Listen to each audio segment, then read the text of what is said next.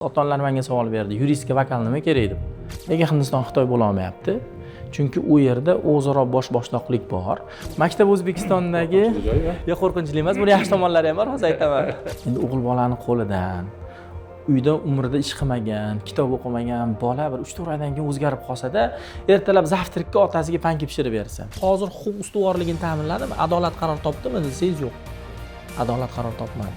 Shu uchun ham har doim ham qonun ustuvorligi emas, huquq ustuvorligiga erishish kerak.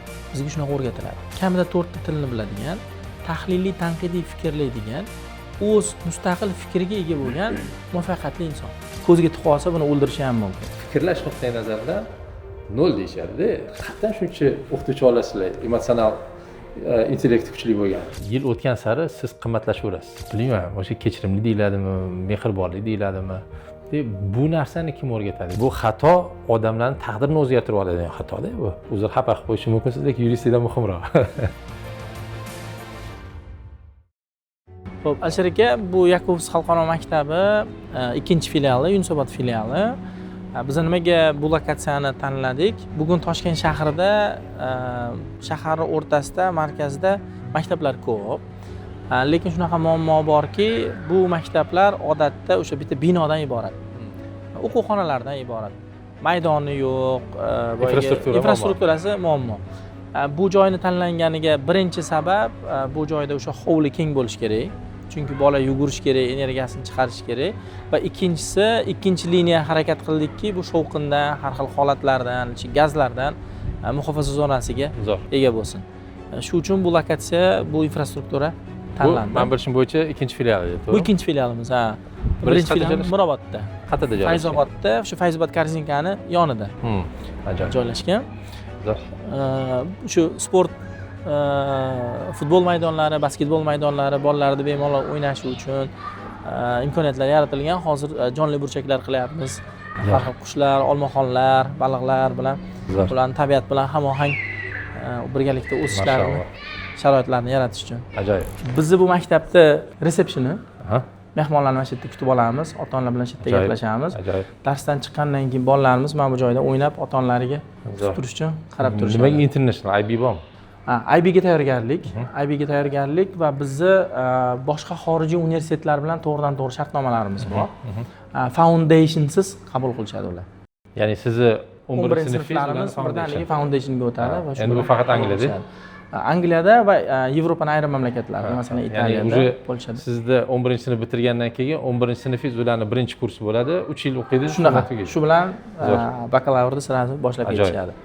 Xo'p, harakat qilganmiz zonalarga ajratishga va bu yerdagi zonalardagi bolalar bir-biridan farq qilib, bir-biriga xalal bermaslikka. Birinchi darajamiz to'liq nulovkalardiki, nachalkalardiki. O'sha kichkina sinf bolalarimiz, 1-chi, 2-chi, 3-chi, 4-chi sinf bolalarimiz va orqa tarafimizda bog'chamiz bor. Bog'chani bolalari mana shu yerda. Bitta ruxsat bersangiz, men xonalarni ko'rsataman.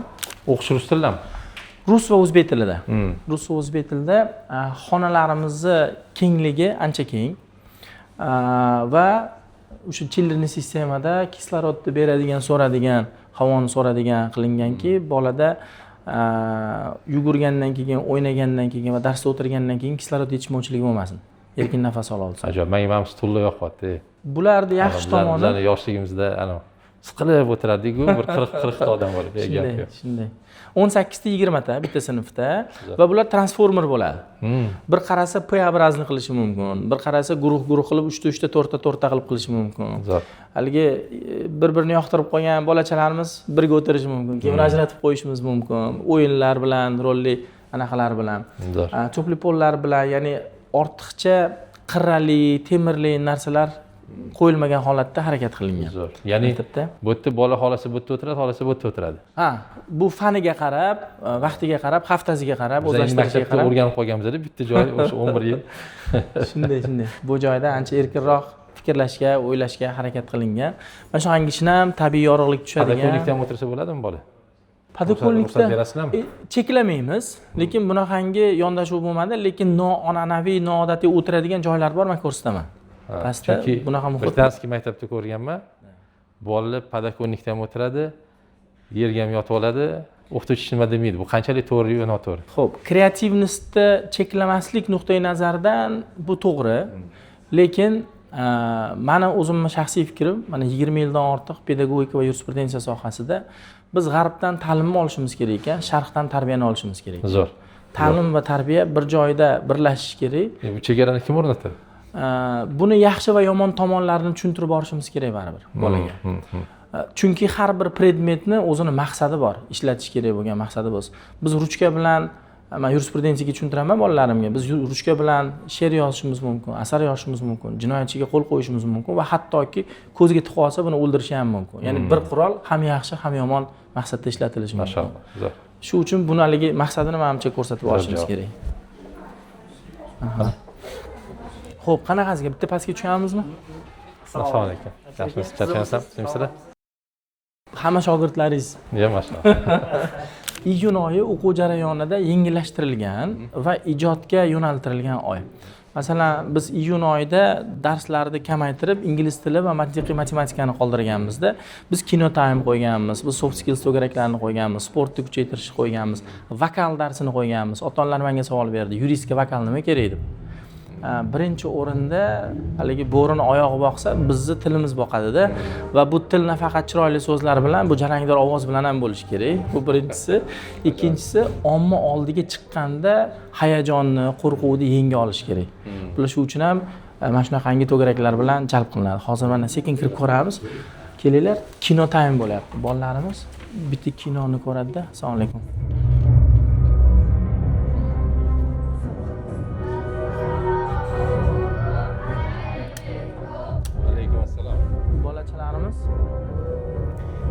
Sizlarga xalal bermaymiz, davom etaveringlar. Bolachalarimiz bu joyda hozir kino ko'rishyapti va bu kinoni keyin guruh bo'lib muhokama qilishadi.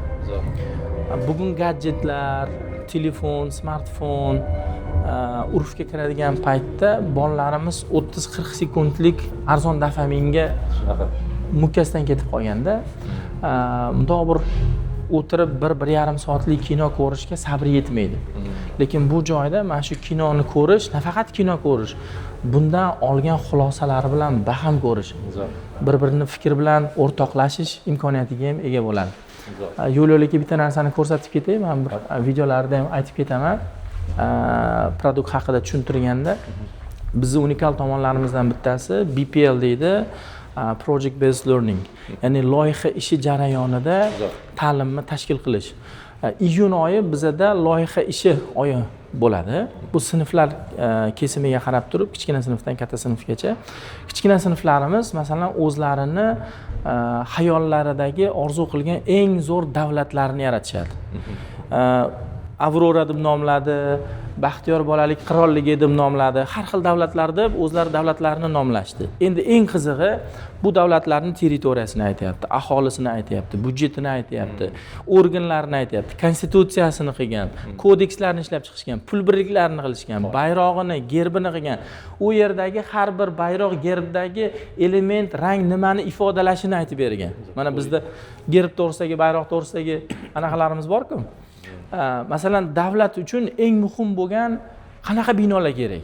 Albatta parlament kerak, albatta gospital kerak, politsiya ofisi kerak, maktab kerak, demak ovqatlanish joylari kerak, turar joylar kerak, bank kerak, ferma kerak.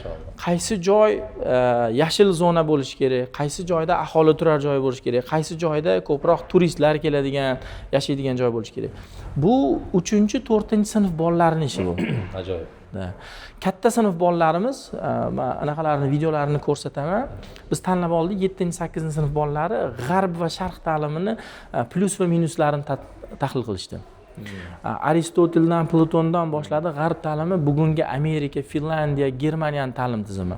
Sharq boshladi Xitoy, Singapur, Koreya mamlakatlarini. Bularning yaxshi tomonlarini va yomon tomonlarini. Boyasiga fikr aytdim-ku, biz ta'limni g'arbdan olishimiz kerak, tarbiyani sharqdan olishimiz kerak. Mana shu tahlillar nima farqi bor? Ya'ni ozgina muhokama qilaylik. G'arb ta'limi bilan g'arbning nimasi yaxshi ta'limi, nimaga sharq ta'limi yaxshi emas?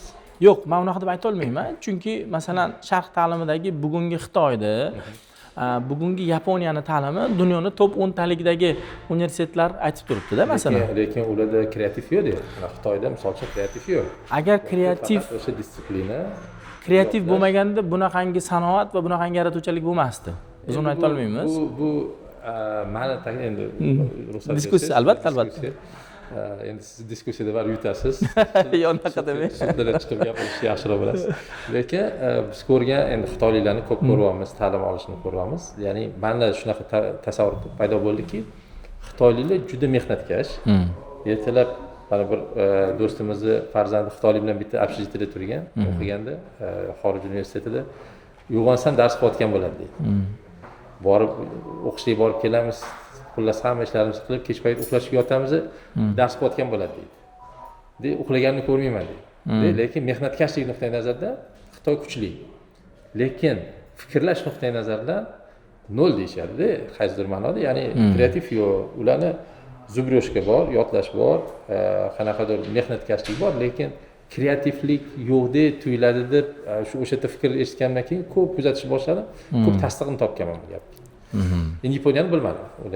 Xo'p, bu mamlakatlarda balkim bu fikr qayerdan shakllangan? O'zi umuman mamlakatlar boshqaruvida demokratiya va avtokratiya masalasi borda. Bularni tarixan olib qaraydigan bo'lsak, ham ta'limda, ham tarbiyada ancha kuchli. Matematika bo'yicha dunyo olimpiadasida qo'l ko'taramiz. Matematika bo'yicha dunyo olimpiadasida maktablar o'rtasida kim oladi bilasizmi? Bo'ldi. PISAda kim oladi? Xitoy. Bo'ldi, tamom. Endi u joydagi yaratuvchanlik, patentlash masalalarida, nanotexnologiyalar masalalarida ham bugun dunyoda Xitoy chempion. Kreativlikka aloqasi yo'q. Bu joyda avtokratiya bor. Avtokratiya shundan iboratki, davlatni o'zi boshqaruvda umumiy markazlashgan planирование asosida boshqaruvni tanlagan. Shundan chiqib ketish mumkin emas, lekin qo'yib bersangiz qila oladimi? Lekin qara. Alternativ fikrlash degan nima degani? Fikrlashni bir nechta qoidasi bor. Endi men hozir ko'rayotgan narsam fikrlashni o'rgatyapsizlar bolalar. Shunday. Shunday. Fikrlashni qoidalaridan bittasi alternativ fikrga ega bo'lish. To'ppa-to'g'ri. Xitoyda bu narsa yo'q.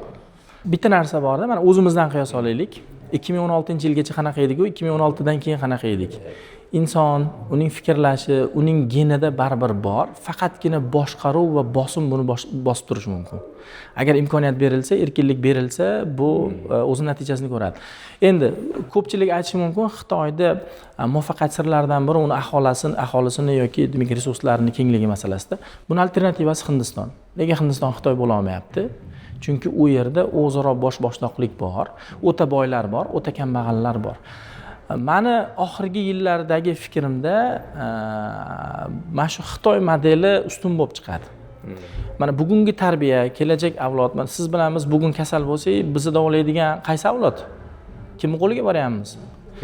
O'zimiz va o'zimizdan tepalar hozir bizni davolab turibdi, lekin 15-20 yildan keyin hozirgi avlod chiqadi bu joyda.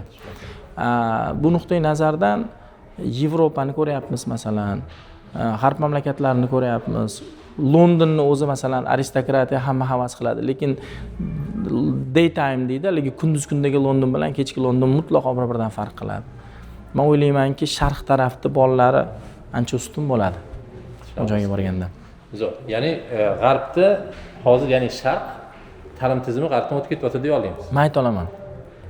Oxirgi kuzatishlarimiz. Xo'p, g'arbdan oxirgi texnologiyalarni olishimiz kerak. Yaratuvchanlikni olishimiz kerak. Endi baribir nuqtai nazardan ham sochi Xitoydan qolib ketyapti. Finans bozori ancha rivojlandi, masalan erkinlik va hokazo nuqtai nazardan. Lekin men o'ylaymanki, bu sun'iy intellekt bu tendensiyalarni o'zgartiradi.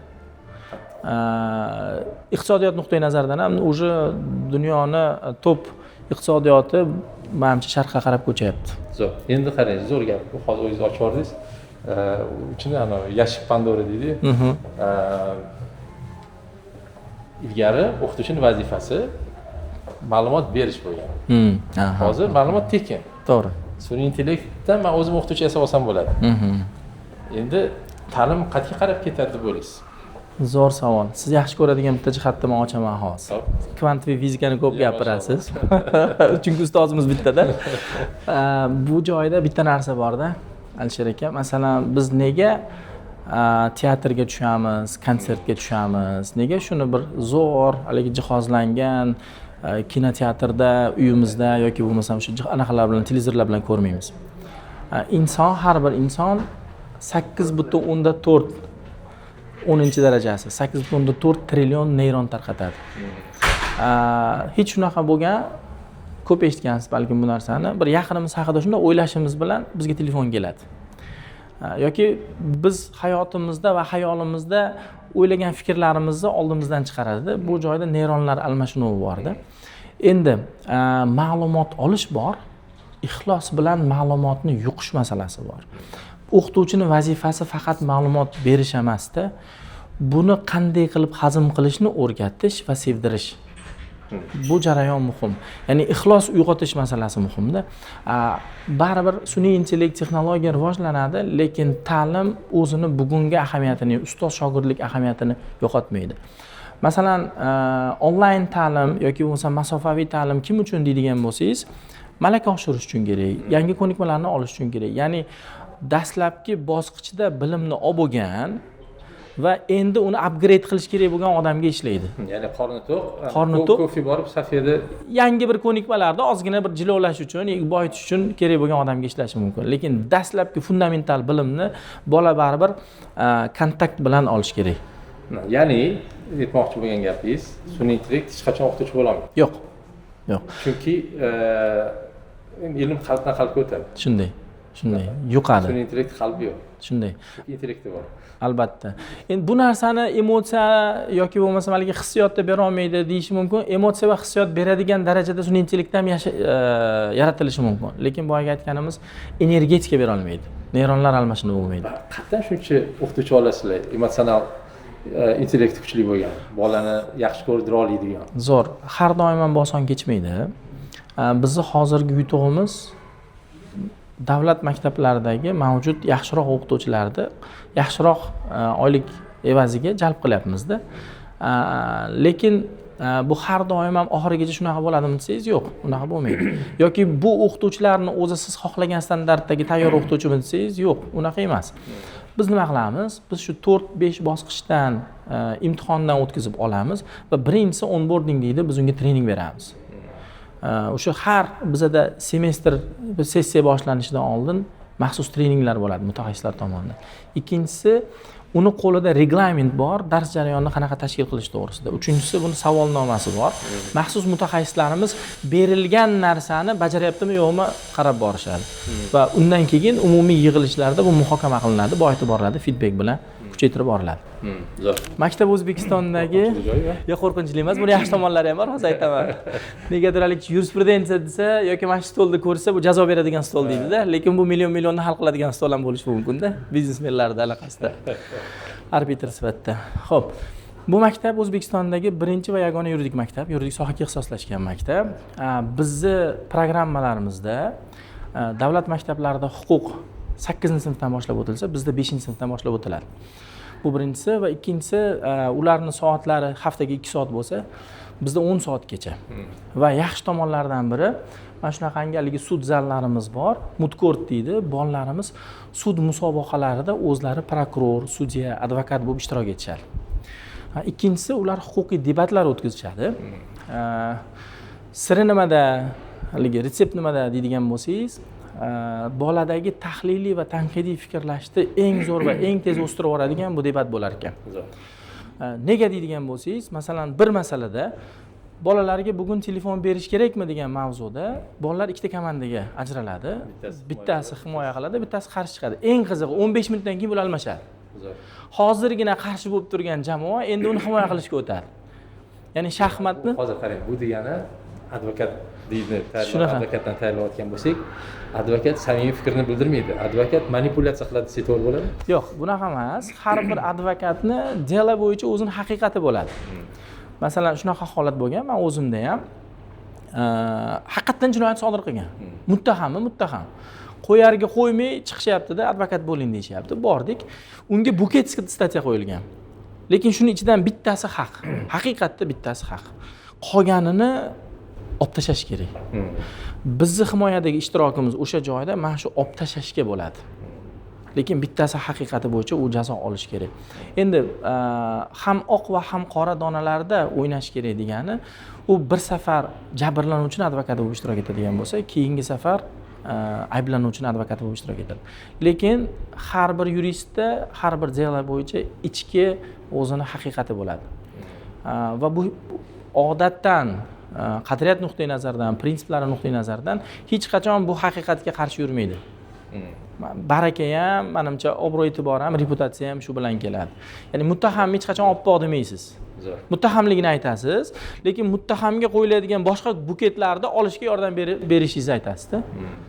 Endi ideal dunyo rasmini chizyapsiz-da, lekin shunaqa bo'larmikan degan savol. Yo'q, men o'ylayman, oxirgi bir 5-6 yilda ayniqsa Toshkent shahrida o'zini bilgan, reputatsiyasi baland advokatlar shunga o'tgan. Advokatura deganda, yurisprudensiya deganda negadir bizda shu huquqbuzarlik, jinoyat bilan bog'liq bo'lgan sohalarni tushunishadi-da. Lekin men oxirgi tendensiya yuridik universitetda topoviy o'qiydigan bolalari xususiy sektorda tanlayapti. Prokuror, sudya bo'laman demayapti. Bo'lib ham ichidan xalqaro va iqtisodiy masalalar bo'yicha advokat bo'laman deydi. Mana o'zingiz shu sohani ichidasiz, qancha shogirdlaringiz bor. Bugun 10 yil oldingi biznes holati bilan solishtirib bo'lmaydigan darajada raqamlar. Ikkita odam bormi, munosabat bormi, muammo bor.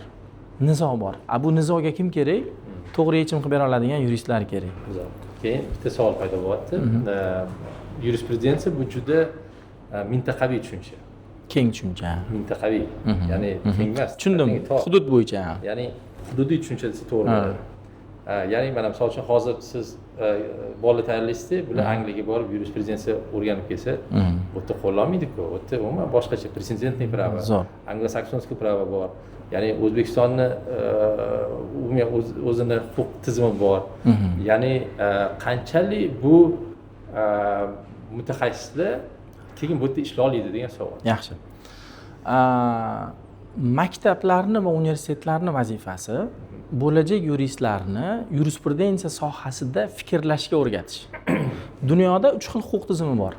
Anglosakson huquq tizimi, Ramano-German huquq tizimi va musulmon huquq tizimi. Biz O'zbekistonda ham, umuman Ramano-German huquq tizimidagi mamlakatlarda ham o'quv predmetini ichida common law system o'rgatiladi. Ya'ni ingliz huquqini darsligi bor va buni teskarisi. Ingliz huquqi lekin faqat Angliyada ishga boshlamaydi. Yevropaning ayrim mamlakatlarida Angliyada buni vatani deb bilamiz, lekin mana siz bilan biz buni aytishimiz kerak. Hozir fursatdan foydalanib, Qozog'istonda International Financial Center bor. Uni ichida hozir Astana Hub'ning ichida masalan ingliz huquqi. O'zimizda ham mana ochildi, xabaringiz bo'lsa kerak. Chet ellik investorlarni jalb qilish uchun alohida hudud, alohida yurisdiksiya, alohida sud kerak. Bizning maqsadimiz nima? O'zi umuman yurisprudensiya, faqat yurisprudensiya. Nega biz faqat yuridik universitetni bitirgan bolani umrining oxirigacha yurisprudensiyada ketish kerak deb qaraymiz. Shunaqa bir sovet davrida tushuncha bo'lganda, o'shaligi faoliyatni boshlanishi bitta korxonaga ishga kirish, tunnelga kirasan va bu tunneldan chiqishing faqat pensiya bilan bo'ladi deb. Unaqa emas. Meni shaxsiy fikrim, biz bolani ko'nikmalari bilan berishimiz kerak. U flexible bo'lishi kerak. U hayoti davomida sohasini o'zgartirishi mumkin. Albatta yurisprudentsiyada meditsinaga o'tmaydi, lekin buni atrofidagi masalan sohalarni tartibga urishga berishimiz kerak. Endi maktabning vazifasi nima deydigan bo'lsangiz, birinchisi tahliliy va tanqidiy fikrlaydigan bolani yetishtirishimiz kerak. O'zini mustaqil fikri bo'lishi kerak va bu fikrini argumentlab bera olish kerak. Kreativ yondashish kerak. Eng zo'r yurist qaysi yurist? Hamma normalarni yodlagan yuristmi deydigan bo'lsangiz, yo'q. Bitta muammoni bir necha yechimini topa oladigan, taklif qiladigan yurist, sxema chizib bera oladigan yurist. Mana buxgalterlarda ham bor-ku, haligi bitta masalani yechimini bir necha yo'llar bilan taklif qiladi. Biz shuni o'rgatishimiz kerak. Yurist bo'lmasdan ham любой qonunni o'sha sun'iy intellekt orqali bittada ko'ra olyapti. Lekin uni falsafasini tushuna olmaysiz. Lekin falsafasini bilmayman. Ya'ni uni gapirasiz. Ya'ni hozir aytayotgan narsangiz, siz asli yurist tayyorlamayapsiz. Siz kerak bo'lgan ko'nikmali bola tayyorlayapsiz. Yoki yurist bo'lmasa ham xafa bo'lmaysiz. Yurist bo'lmasa ham xafa bo'lmaymiz, lekin muvaffaqiyatli shaxs bo'lish kerak u. Zo'r. Lekin boshqa maktablardan yuridik sohaga boradiganlardan ko'ra ustunroq bo'ladigan, tezroq o'rganadigan va tezroq muvaffaqiyatga erishadigan yurist tayyorlaymiz deb ayta olaman. Juda zo'r. Ajoyib. Bitta yana savol. Bitta endi bunaqasi ko'ramiz.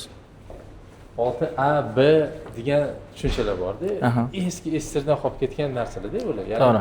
Bularni qanaqadir sinfga nom berib, bir mana 6 Aristotel, bir bola qanaqadir o'zinglarni sohiladagi bir Mirobod filialida xuddi shu narsani qildik. Ha. Mirobod filialida xuddi shu narsani qildik va bizning appimizda ham ular boshqacha nomlar bilan nomlangan. Lekin haligi o'qituvchilarni va ayrim shu boyagi xodimlarni tushunib olish uchun, ajratib olish uchun AB sinf nomi bilan berilgan. Lekin buni men ahamiyatini unaqa katta deb bilmadim. Nomlanish masalasi. Men bu narsani bir anaqa deb bilaman-da, bir odamning ismida deb bilaman. Ha. Hani sen kimsan desa, men nomer 325 degandek bo'lib qoladi-da. To'g'ri. Men Alisherman deyishim kerak. To'g'ri. Sinf ham shunaqa emasmi? Keyin bu ham kim biladi? To'g'ri. Miyamizga tiqqanda. Umumiy konsepsiyadan to'g'ri. Umumiy konsepsiyadan kelib chiqib buni ham bir anaqa qilish kerak. Buni kritik fikrlash. Nimaga hamma joyda AB bo'lganda, sizlar AB bo'lishingiz kerak degan bolaga kritik fikrlash nuqtai nazaridan davayki bir boshqacharoq nom bilan yodlash ko'raylik. Buni hech kim shart qo'ymagan. Shunday. Bilasizmi, bu platformada va ijtimoiy tarmoqlarda, gruppalarda plutonchilar, aflotunchilar deganda ozgina muammo bo'ldi. Haligi hammani ota-onalarini birdek o'rganib ketishi qiyinroq bo'ldi-da, hazm qilishi. Masalan, maktab jamoasini va o'qituvchilarni o'rgatish bunga imkoni bo'lar, biroz qiynalib bo'lsa ham. Lekin shu ota-onalarda ozgina bu muammo bo'ldi. Shu nuqtai nazardan ajratib olish uchun ular AB sinf deyishdi. Xo'p. Alisher aka, bu bizni Safiya xonamiz. Oddiy o'zbek oilasini oshxonasi qanday bo'lishi kerak bo'lsa, qanaqa minimal talablarda jihozlanish kerak bo'lsa, shunaqa jihozlangan va bundan ko'zlangan maqsad nima? O'g'il bolalarimiz ham, qiz bolalarimiz ham nafaqat ilmda, balkim hayotga tayyor bo'lish kerak. O'zimiz ham musofir bo'lganmiz, musofirchilikda o'sganmiz. Bizda uyda qiz bola bo'lmagan, ikkita o'g'il bo'lganmiz. Adamiz ham onamiz ham ishga bo'lishganda uy ishlarini hammasini o'zimiz qilganmiz. Majbur bo'lgan. Ovqatni ham o'zimiz qilganmiz, kirlarimizni ham o'zimiz yuvganmiz va bu meni musofirchilikdagi hayotimda shunaqangi zo'r yordam berdiki, hatto mantilarni ham qila olib yerdim-da, masalan, musofirchilikda. Endi uncha-munchaligi qiyin-ku. Chaqirasiz. Nasib bo'lsa mana shu yerda o'zida ham chaqirib uyushtirib yuboramiz. Men aytmoqchi bo'lgan narsam, bo'lajak yuristlar nafaqat ilmda, yurisprudensiyada, balkim oilaviy hayotga ham tayyor bo'lish kerak. Salatini qila olsin, zavtrikini taxlay olsin, bir minimalniy shu ko'nikmalarga ega bo'lsin. Men xursand qiladigan bir jihati, o'g'il bolachalarimiz, 7-sinf o'g'il bolachalarimiz bir videolarini ham qo'ygan edim. Panki pishirdi-da, panki pishiryapti, somsachalar pishiryapti-da, tepada xonam bor, olib chiqishyapti. Endi o'g'il bolani qo'lidan uyda umrida ish qilmagan, kitob o'qimagan bola bir 3-4 oydan keyin o'zgarib qolsa-da, ertalab zavtrikka otasiga panki pishirib bersa. Bu birlamchi uchqunda ota-ona qanaqa xursand bo'ladi, qanaqa atrof muhitga, qanaqa yondashuvga farzandimni berdim deb xursand bo'ladi-da. Shu uchun biz o'g'il bolalarda ham, qiz bolalarda ham mana shu ko'nikmalarini rivojlantirishga harakat qilamiz. Biz aytamizki, bu nafaqat yurisprudensiya, balkim hayotga tayyorlaydigan, kompleks tayyorlaydigan maktab. Buni endi teskarisi ham bor. Ko'pchilik oshxonani bu qiz bolalar uchun deb tushunsa, yo'q. Bu yerda o'g'il qiz bolalar ham bo'lishi kerak va keyingi xona bu texnologiya xonasi. Unda ham o'g'il va qiz bolalarda minimal ko'nikmalari shakllantirilishi kerak. Hozir ko'ramiz. Bu texnologiya xonasi aka. Hozir bir ajoyib zamonda yashayapmiz-da. Ijtimoiy tarmoqlarda ko'rib qolamiz, tanish-bilishlarimizdan eshitib qolamiz. Yigitlarimiz uyga lampochka almashtirish uchun usta chaqiryapti ekanda. Bu servisda rivojlanganimi bilmayman, yalqovlikmi bilmayman, ko'nikmasizlikmi, ixtisoslashuvdir balkim, lekin bilmayman. Bizning avlodda shunaqa tushuncha borki, yigit kishi minimal darajadagi o'sha uy ro'zg'or ishlarini bilish kerak. 40 hunar kam. Shunaqa deb o'rganganmiz. Bir yigitga 40 hunar kam deb o'rganganmiz-da. Shu uchun o'g'il bolalarimiz ham, qiz bolalarimiz ham hech bo'lmasa instrumentning nomini bilish kerak. Uni qanaqa ishlatilishi bilish kerak. Smesitelda suv oqadigan bo'lsa, uni o'chirishi, to'xtatishni bilish kerak, malija almashtirishni bilmasa ham. Elektr bilan ishlashni. Xullas kalom, bizning uyimizda va oilamizda eng birlamchi bizning hayotiy ko'nikmalarimizni shakllantirish kerak. Arrani ishlata olsin, drelni ishlata olsin, bolgarkani ishlata olsin. Va bu qiz bolalarga ham. Qiz bolalarga ham. Bloom taksonomiyasida shunaqa tushuncha bor. Ko'rish, bilish, anglash, fotosintez va yaratish har doim tafakkur, hamma narsani bilgandan keyin keladi. Yana bitta zo'r masga boyagi savolingizga javob beraman. G'arb va sharqni ta'limidagi bitta farq. G'arb ta'limida bir sohani chuqur o'rgatish va mutaxassis tayyorlashga yondashuv bor. Sharq ta'limida ensiklopedik ta'lim berish yondashuvi bor. Siz bilan biz fizikani yaxshi o'qiganmiz, ximiyani yaxshi o'qiganmiz. Fikrlashimiz uchun, tafakkur qilishimiz uchun, yaratishimiz uchun bizda kengroq baza kerak. Lekin g'arb ta'limida bitta narsani biladi, super biladi, chuqur biladi, 1 kilometr chuqurlikda biladi.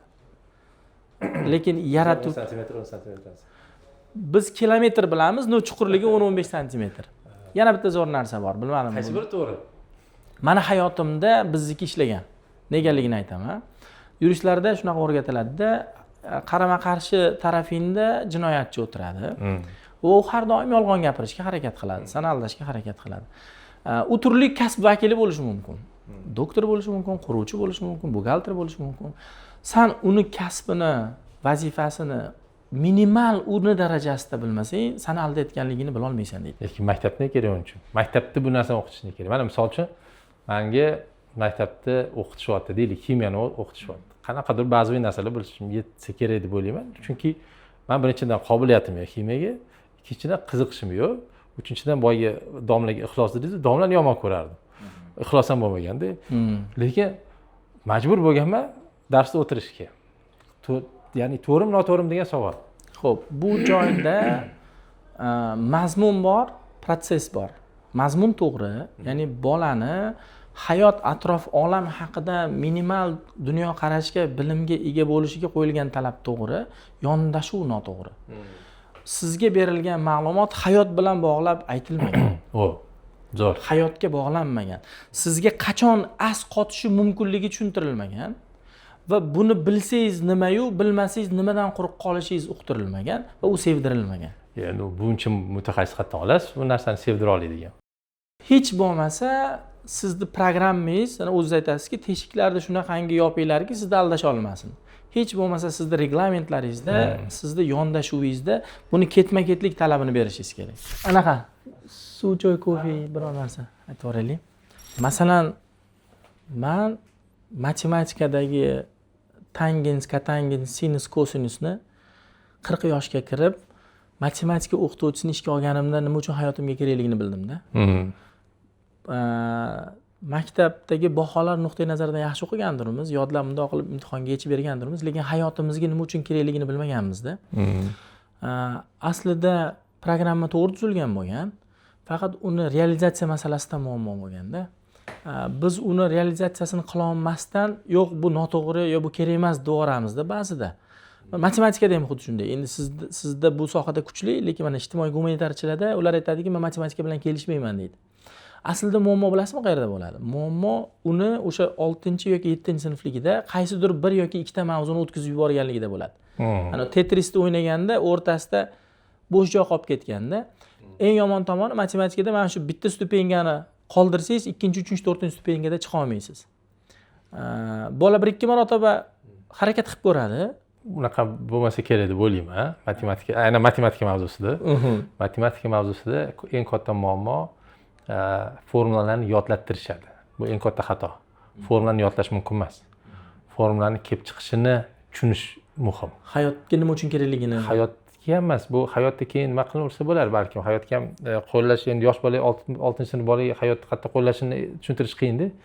Lekin fikrlash, matematika o'rgatmaydi-da, matematika o'sha siz aytgan fikrlash o'rgatadi. Ya'ni matematikada ko'pincha formulalar yodlagani zerikarli odamni bezlatib qo'yadi. Lekin har bitta formula qayerdan kelib chiqqanini tushunsa, odam birinchidan qiziqishi uyg'onadi, ikkinchidan matematika juda osonligini tushunadi. Shunday. Qiyin emas matematika agar mohiyat tushunsa va bu narsa любой narsani mohiyatini tushunishni o'rgatadigan narsa aslida tegadi. Matematika menga ham integralni hech qachon hayotda ishlatmaganman, lekin o'sha integralni o'rganish jarayonidagi fikrlashni hayotda ishlataman. Ya'ni aytmoqchi bo'lganim, biz hozir bitta narsa haqida gapiryapmiz Alisher aka. Aytmoqchi bo'lgani, biz mazmunni ba'zan to'g'ri tanlaymiz-da, lekin realizatsiyada bir xil bo'lmaydi-da. Chunki buni qarorini bergan, buni yakuniy to'xtamini bergan bir guruh rahbariyat deylik, to'g'ri narsani tanlaydi, lekin buni amalga oshirib berish kerak bo'lgan 1,5 ming buni amalga oshirib berish kerak bo'lgan 1,5 million xodim buni qanday qilib amalga oshirish kerakligini ba'zan ta'minlolmay qoladi. Mana shu joyda bosh-boshlovlik Shunaqa qoladi. shunaqa. Produkt haqida ozgina aytib beray, Zo'r. maktab haqida. Bu maktab yurisprudensiya sohasiga ixtisoslashgan maktab, lekin boshlang'ich sinfda bu narsa ko'rinmaydi. Boshlang'ich 1-sinfdan 4-sinfgacha bu matematikada, ingliz tilida va qo'shimcha til sifatida Xitoy tilida darslar olib boriladi. Qo'shimcha materiallari bor, o'sha robototexnika, IT, bugungi kunda shu zamonaviy kasblar. Endi o'rta bo'g'in 5-8-sinf matematika, ingliz tili, huquq va mantiq, logikaga kuch beramiz va qo'shimcha bizni huquqqa yo'naltirilgan darslarimiz, mashg'ulotlarimiz bor. Debat deymiz, moot court deymiz, festivallarimiz bor, olimpiadalarimiz bor. Endi 9-10, 11-sinf upor yurisprudensiyaga ketadi. Mana shu 5 ta fanga ketadi. Bu yildan boshlab sal o'zgartirmoqchimiz, siklviy yondashuv. Ya'ni shu ingliz tili har kun o'qitiladigan bo'lsa, bir sertifikatni olib bo'lgandan keyin keyingi bosqichga o'tadi, keyingi fanni yondashuvga ketadi. Endi nimasi buni o'ziga xos? Menimcha estesimda chiqadi-ku, to'g'rimi? Ana qilaversin bemalol. Nimasi buni o'ziga xosliklari bor deydigan bo'lsangiz, biz bolalarimizni hamma ham erkin olib borishi qiyinroq bo'lgan tashkilotlarga olib borishga harakat qilamiz. Masalan, bizning bolalarimiz Oliy Majlisga boradi, sudlarga boradi, Bosh prokuraturaga boradi. Masalan, yuridik universitet tadbirlarida va yurisprudensiya bilan bog'liq bo'lgan xalqaro va respublika tadbirlarida ishtirok etishadi. Bu birinchisi. Ikkinchisi, bizning uchrashuvlarimizda o'sha deputatlarimiz bilan, politiklarimiz bilan, sohani, demak, o'sha obro' qozongan vakillari bilan to'g'ridan-to'g'ri uchrashuvlarimiz bo'ladi. Bu birinchi jihati. Ikkinchi jihati, appni birinchilardan bo'lib joriy qildik. Ko'p maktablar reklama qilyapti, lekin hali realizatsiya masalasida ozgina bor va buni sentyabrdan AI bilan bog'lamoqchimiz. Qanaqa qilib AI bilan bog'lamoqchimiz? Bizning maktabda 5-sinfdan boshlab tepasida har kun ingliz tilida 30 ta so'z yodlash kerak. Endi bitta sinfda 10-15 ta bola bor. Bir oyda 900 ta so'z yodlash kerak va uni 900 ta so'zni masalan o'qituvchi 10-15 ta boladan so'rash masalasi bor. Qaysidadir so'rashga ulgursa, qaysidadir so'rashga ulgurmayapti. Biz maktabda planshetini qilyapmiz. Bu planshetda maxsus app bo'ladi, AI bo'ladi. O'qituvchini o'rniga bizga u savol-javob qilib so'raveradi. AI ovozda. Ikkinchisi bor, bizda har bitta sinf bir oyda bittadan kitob o'qishga majbur. Guruh bo'lib kitob o'qishadi va bu kitobni muhokama qilishadi. AI shu kitobdan savol beradi. Masalan, Yulduzli tunlar asarida Bobur Mirzoning singlini ismi nima edi? Yoki mana bu jangda Amir Temur mag'lub bo'ldi, sabablari sifatida buni nimani deb bilasiz, deb turib. Ya'ni biz qaysidir ma'noda support teacherni bir qism ishini AI ga olib beramiz. Keyingi bosqichda o'sha matematikada qo'lda yechilgan yoki diktant yoki inshosini rasmga tushirib tashlasa, rospisda tanib bunga baho beradi. Mana shu jarayonlarda hozir joriy qilish masalalari bo'yicha bosh qotiramiz. Biz manikidan bo'lmabdi-ku. Bu qizlar o'xshatolmaydi. O'ziz bo'lmabsiz-da. Bu fursat lekin qarang. Alishar akam har kun olib kelish qiyin. Balkim ketishlarigacha ulgurarmiz. O'zingiz bitta harakat qiling. Xo'p, produkt haqi. Endi natijalar qanday deydigan bo'lsangiz, maktab o'zi bu maktab 1 yil bo'ldi, Mirobod filialimiz 2 yil bo'ldi. Universitetga borgansiz. Tibbiyot texnikumimiz bor Farg'onada. Maktab sohasida biz yangimiz. Ta'lim sohasida eski bo'lganimiz bilan. Juda bir o'ziga xos ta'limda, oliy ta'limdan o'xshamaydigan jihatlari bor ekan. Qiyin tomonlari bor ekan, unikal tomonlari bor ekan. Va natijalar qanday deydigan bo'lsangiz, endi baribir raqam aytadi.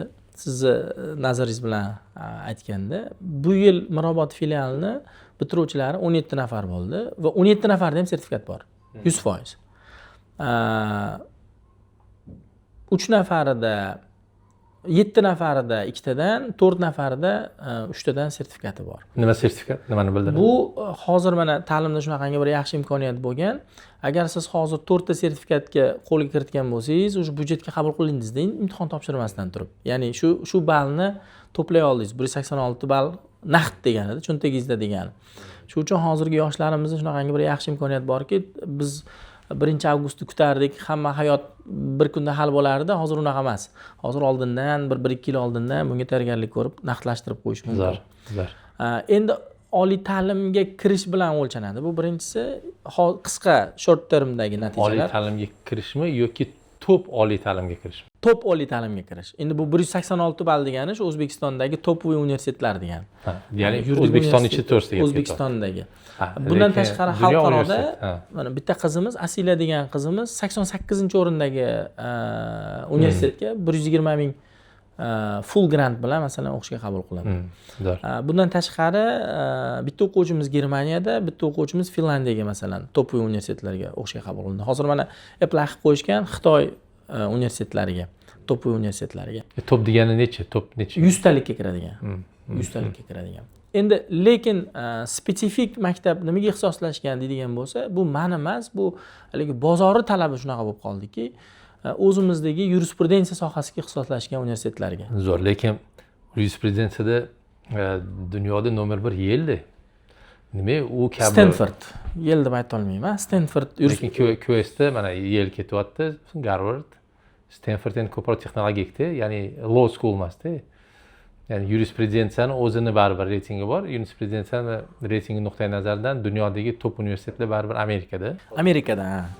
Endi va yo'nalishiga qarab, masalan, commercial law bor, arbitration bor, boshqa corporative law bor, tort law bor, sohasiga qarab turib, endi u joyda ham qanaqaki bitiruvchilarni bugun topoviy kompaniyalarda ishlab turganlari, arbitr bo'lganlari va eng zo'r professorlarni yig'ilib qolganligiga qarab turib. Lekin bu tendensiya ham har 5 yilda, 10 yilda almashadi.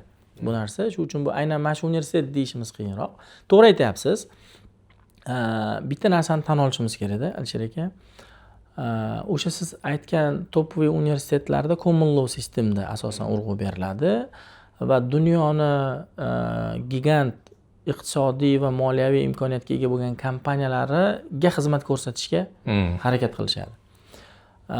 Men hech qanaqangi o'zimiznikilarda kamsitmagan yoki bir past ko'rmagan holatda bir narsani aytamanki, biz ayrim bir sohalarda ikkinchi emas, balkim 3-sort mamlakatlarimizda native speaker masalasida, o'sha jamiyatda yurish va falsafani his qilib o'sish nuqtai nazarida. Lekin bizdan turib borib o'qishga kiradigan talabalar bormi desangiz bor. Yaxshi natijalar ko'rsatyaptimi desangiz ko'rsatyapti, lekin juda shtuchniy. To'g'ri. Juda sanoqli. Shunaqa. Lekin biz o'zimizni birinchi prezidentimiz bitta yaxshi gap bor edi, o'zimizga xos va mos taraqqiyot yo'limiz bordir dedi. Menimcha marketga, bozorga va atrofga mos bo'lgan kadr bo'lishimiz kerak-da. Bugun men o'zimni tengdoshlarimdan, shogirdlarimdan bilaman, o'sha topoviy universitetlarni bitirib kelgan. Lekin u yerdagi kursdoshlari bugun ishlab turgan ishda va daromadda O'zbekistonda turib ega bo'la olmayotgan yoshlarimiz ko'p. Undan ko'ra o'sha vaqtini Ramana Germanda yoki O'zbekiston huquq tizimini o'rganishga sarflaganda edi, dastlabki short termda birinchi qadamda yaxshi natijalarni ko'rsata olgan bo'lardi deb hisoblayman. Balkim, ya'ni bu endi sohani spesifikasi shunaqa, chunki biznesda u universalda, farqi yo'q qaysi davlatda ishlashingiz. O'shanga boshida bergan savolim huquqda ozgina shu cheklov bor. Qaviy, mana hududiy cheklovlar bor. Shunaqa. Lekin masalan, dunyoning aksariyat mamlakatlari bu Ramana German huquq tizimida. Va ularni falsafasi bitta. Fikrlash g'oyasi bitta. Masalan, men oddiy bitta narsani sizga aytaman. Hovli olasizda, uchastka olasizda, lekin sizning uchastkangizda bir qismdan sizdan keyingi hovlida qo'shningiz kirib chiqish kerak. Uni huquqi bor shunaqa. Siz aytasizki, kapitalizm nuqtai nazaridan bu hamma joy meniki, men xohlaganimdek qurishim kerak, xohlasam bekitib qo'yaman deysiz. Buni tarixi Rim huquqiga borib taqaladi. Servitut deydi bu narsani otini. Shunaqa. Servitutda o'zganing yer uchastkasidan cheklangan tarzda foydalanish huquqi bor. albatta u Biz ofisda shu narsaga duch keldik. O'shanga servitutni bilaman men. bu narsani bilish uchunchi buni mohiyatini, falsafasini qayerdan kelib chiqqanligini bilish. Yuridik shaxsning tarixini bilasizmi? Yo'q. Yuridik shaxs qanaqa paydo bo'lgan? Yo'q. Rimdan paydo bo'lgan. Rim shahar davlati bo'lgan. Bu shahar davlati kichik shahar davlatini ichidagi fuqarolar patritsiyalar deb atalgan. Ularning huquqi bor. Devordan tashqaridagi aholining huquqi yo'q. U quldek qaralgan. Huquqsiz o'ldirib yuborish mumkin, berib yuborish mumkin, almashinish mumkin. Rim davlatida odam o'lgandan keyin uni olib borib ko'mish kerak bo'lgan. Chapana tilida tushuntirishga harakat qilaman. O'likni olib borib ko'mish zapadlov bo'lgan. Hech kim shug'ullangiz kelmagan bu bilan. Keyin bir ikkitasi chiqqanda, bittasi lapatkasi bilan, bittasi boshqa anaqasi bilan shuni ko'mish bilan shug'ullanadigan bir sohani egasiga aylanib qolishgan. Ularning ishi faqatgina shu bilan shug'ullangan. Va ular birgalashib bir shirkat, tijorat paydo qilishgan. Yuridik shaxs mana shundan paydo bo'lgan. Tarixi. Ya'ni o'liklarni ko'mishdan Endi bu joyda sal boshqacharoq qaraylik, falsafasiga qaraylik, kuchlarni birlashtirish deb qaralgan. Yuridik shaxsning mohiyati ikki yoki undan ortiq shaxsning birgalashib, kuchlarni birlashtirib, bir bo'linma sifatida qaralishi deb qaralgan. Zo'r. Lekin Angliya huquq tizimida bu yerda case ko'rib chiqiladi. Ya'ni mana bunaqa qonun, mana bunaqa moddasi emasdi. Oldin mana shu 1956-yilda xuddi shu vaziyat bo'lgan va mana bunaqa hukm chiqarilgan. Buni to'g'ri deb bilamiz. Shunga asosan biz ham shunaqa hukm chiqazamiz degan anaqada. Ya'ni siz o'tda case'dan yodlashingiz kerak. Da, case law. Lekin Alisher aka, mana bugungi kundagi ham bizni huquq tizimimiz, sudimiz o'zimiz bilib bilmagan holatda case lawni ishlatamiz. Men sizga elementlarini aytib beraman. Deylik, o'sha servitutdan foydalanish masalasi yopib qo'ygan, narigisi sudga bergan. Advokat ham, sudya ham shu va shu kabi ishlar Oliy sudda, yuqori instansiyasida nima bilan tugadi deydi. Albatta ko'rib boradi, kuzatib boradi-da, prognoz qiladi. Hozir deydi, buni deydi cheklamasligimiz kerak edi. Baribir Oliy sudga borib deydi, bu bekor bo'lib ketadi deydi. Ya'ni Oliy sud praktikasini takrorlashga harakat qilishadi. Endi mayli, menda endi ozgina alternativ fikrim bor. Bu case emasdi, bu aynan o'sha sudya odatda qanaqa qaror qabul qiladi degan Prezident yondashuv emasmi? Yo'q, prezidentni ko'ryapti-ku. Sudyani tanimaydi-ku. Sudyalar o'zgarishi mumkin, lekin bu kabi ishlar qanday hal bo'ladi u yerda? Shu ko'riladi-da. Ya'ni best practice o'rganiladi baribir. Biz hozir mana shunaqangi bir alternativ huquq tizimini gibrid bir elementlari bor bo'lgan jamiyatda, davlatda yashaymiz va buni yomon tomoni yo'q. Agarda u huquqni tiklanishida, haqiqatda, adolatda qaror topilishida to'g'ri yo'lda ishlatilsa. Zo'r. Va hozirgi kunda men o'ylayman, baribir o'sha Angliya huquq tizimini bilish kerak, mutaxassis kerak. Chunki xorijiy investorlar nimaga kirmayapti? Huquq masalasi.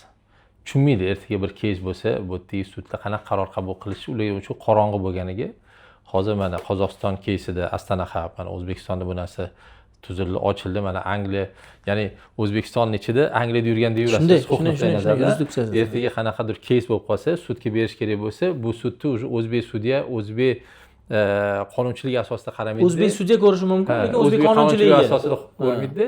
Ya'ni Angliya qonunchiligi, ya'ni o'sha litsenziyatli pravo asosida ko'rib chiqiladi. Zo'r narsa aslida. Endi bilasizmi, bu joyda bir necha qarashlar bor, lekin hozirgi qadamlar to'g'ri qadamlar. Nega Anglo-sakson sud tizimiga ega bo'lgan mamlakatga xorijiy investorlar keladi? Endi bu bitta huquq bilan bog'liq masala emas. Bu yerda eng katta masala bor, bu sudning mustaqilligi masalasi. Ta'sir o'tkazib bo'lmaslik, mustaqil qaror qabul qila olish. Ikkinchisi bor, ular bilgan va ishongan sud tizimi va qonunchilik tizimi. Shu uchun buni tanglashadi. Va uchinchisi bor, Anglo-sakson huquq tizimida bitta zo'r narsa bor. Bizda mana sudya ham mana bu bo'lsin deb ayta olmaysiz-da. Mani ishimni Eshmatov Toshmat ko'rsin deb ayta olmaysiz. Arbitrajda har bir taraf o'zining sudyasini tanlaydi. Siz o'zingiz sudyangizni tanlaysiz, men o'zim sudyamni tanlayman. Bizda ikkalamizni tanlagan sudyamiz super arbitrni tanlaydi. Uchinchi arbitrni tanlaydi. U yerda hamma kartalar ochiq oldindan aytib o'ylanadi. Bizda Romana Germanda nima bo'ladi? Sudga kelganda savol javob qilib, yangi faktni tashab, sizni qoyil qoldirib yoki hayajonda qoldirib, og'zingizda jim qilib manipulyatsiya qilib, shu bilan ochko olishga ulguradi-da. U yerda oldindan berilmagan dalil jarayonda inobatga olinmaydi. Ha. Zo'r, shaffof. Shaffof bo'lish kerak. Zo'r. Va bu tizim ularga ko'proq ma'lum, ularning yuristlariga ko'proq ma'lum, osonroq, tabiiyki qimmatroq. Shu uchun investorlar buni tanlashadi. Zo'r. Ya'ni investorga nima kerak? Pul qo'rqoq. Ya'ni o'sha pulni tikadigan davlat investor uchun shaffof bo'lishi kerak. Va o'zgarmas bo'lishi kerak. Zo'r. O'yin qoidalari qimmat bo'lsa ham. Zo'r. Va siz shu kelajak yangi O'zbekistonga mutaxassislar tayyorlashmoqchi bo'lasiz. Albatta, mana hozir mana shu gaplar bizni talabalar, bizni o'quvchilar bilan doim gaplashiladi. Keyslar qo'yib beriladi, tahlil qilinadi, ko'rib boriladi. Ular hech bo'lmasa va hattoki ular mana shu arbitraj markazi, mediatsiya markazlariga o'zlari bevosita borishadi. Ochiq sud manzillarida masalan jarayonda ham qatnashishadi. Bu endi hozircha unikal. Respublikamizda hozircha unikal. Zo'r. Qanaqa qilib raqobat qilasiz ertaga sizdagi maktablar 50 ta bo'lsa? Xo'p, biz bunga har doim tayyormiz, ochiqmiz va ma'lum bir bosqichdan keyin bunga ham kelamiz. Lekin bitta masala bor. Endi bilmayman buni qo'yamizmi, qo'ymaymizmi? Yo'q, o'zingiz kesib tashlaverasiz kerakmi? Ko'shimni kiygani bilan yurishimizni o'xshata olmaydi deydi-ku. Ko'shimizni kiyishgani bilan yurishimizni o'xshata olmaydi. Qaysi tomonlamaki? Ilm, ma'rifat bu hech qachon to'xtab qolmaydi-da. Bu programma va bu programmadan tashqari buni o'qitishga bo'lgan yondashuv ham bor-da va bu har doim yangilanib boradi. Qaysi chet elga borsak, qaysi konferensiyada qatnashsak, qaysi olim bilan gaplashsak, biz yangi narsa o'rganib kelamiz. Qanaqadir bir xulosalarga kelamiz. Mana sizda ham men shu narsani kuzataman.